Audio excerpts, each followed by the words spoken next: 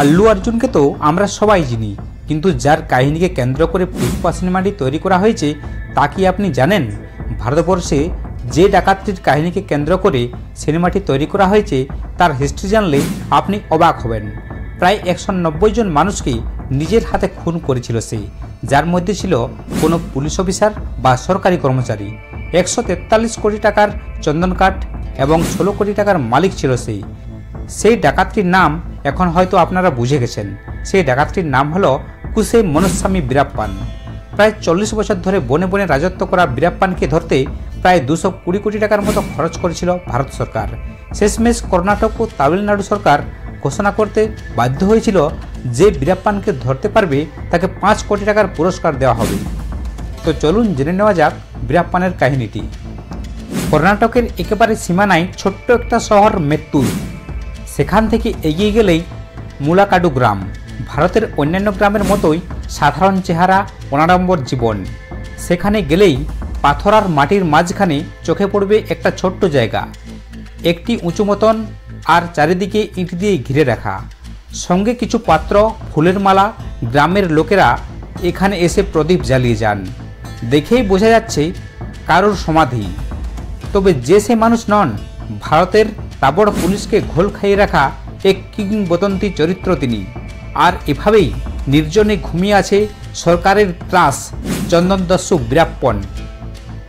পাঠকের নামটি শোনার সঙ্গে সঙ্গে নিশ্চয়ই চোখের সামনে ভেসে উঠেছে একটি ছবি, খাকি পোশাক, শ্যামলা পেটানো চেহারা আর আস্ত একটা বন্দুক। আর এই সব কিছু ভেদ করে চলে আসে মস্ত একটা গোপ। খেয়াল করুন, কোনো খেলোয়াড় বা সিনে জগতের সেলিব্রিটি নন সে, অথচ বীরাপ্পনের এই গোপ স্টাইল স্টেটমেন্ট হয়ে গিয়েছে ভারতে। এমনকি এই গোফের কারণেই বীরাপ্পনের প্রেমে পড়েছিল তার স্ত্রী মুথুলক্ষ্মী।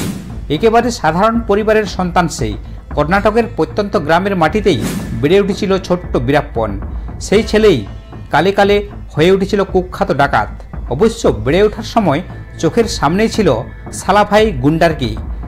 সে সম্পর্কে বীরাপ্পনের আত্মীয়। সেই সঙ্গে ছিল দক্ষিণের ত্রাস। সেখানের জঙ্গলে তখন সালাভাইয়ের রাজত্ব চলছে। মানুষ মারা তো বটেই, বন্যপ্রাণীও হত্যা করত। আর সেই প্রথমবার বন্দুক তুলে দিল ছোট্ট বীরাপ্পনের হাতে। মাত্র 10 বছর বয়স তার। চোখের সামনে দাঁড়িয়ে আছে দাঁতাল হাতি। বড়দের নজর ওই দাঁতের দিকেই, তবে বন্দুকটি ধরা বীরাপ্পনের হাতে। 1, 2, 3 গুলি চালালো বছর 10-এর ছেলেটি। হাতি ধরাশায়ী। শুরু হলো একটি জীবন। ব্যাস, লক্ষ্যটা যেন স্থির হয়ে গেল। 10 বছরে হাতি মারা, 17 বছরে প্রথম মানুষ খুন। বীরাপ্পন যেন আতঙ্ক তৈরি করতেই এসেছিল।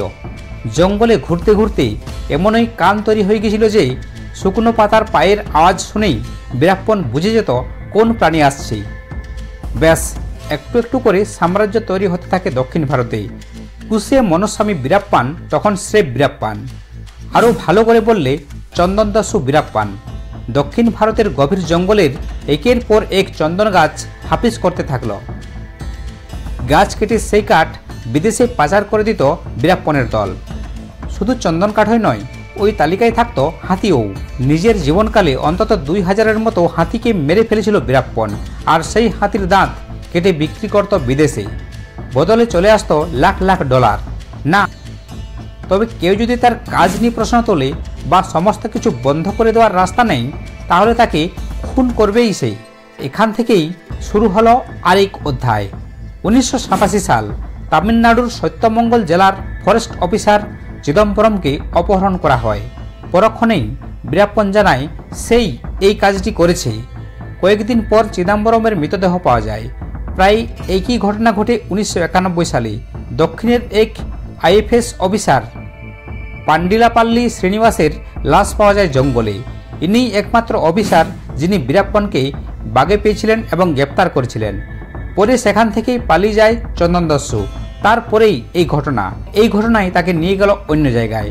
নিজের জীবনে 184 জনকে খুন করেছিল বীরাপ্পন এবং মুক্তিপণ আদায় করার জন্য অনেককে অপহরণ করত। সেই তালিকায় যেমন ছিলেন দক্ষিণী সুপারস্টার রাজকুমার, তেমনই ছিলেন মন্ত্রী এইচ নাগাপ্পা। শুধু তাই নয়, বীরাপ্পনের পরিকল্পনা ছিল রজনীকান্তকেও অপহরণ করার। সেটা অবশ্য করা যায়নি। একটু সন্দেহ হলেই গুলি চলত বন্দুক থেকে। অপারেশন ককুনের নকশা তৈরি হলো। খরচা হলো কোটি কোটি টাকা, যার মূলে ছিল একজনই মানুষ, বীরাপ্পন।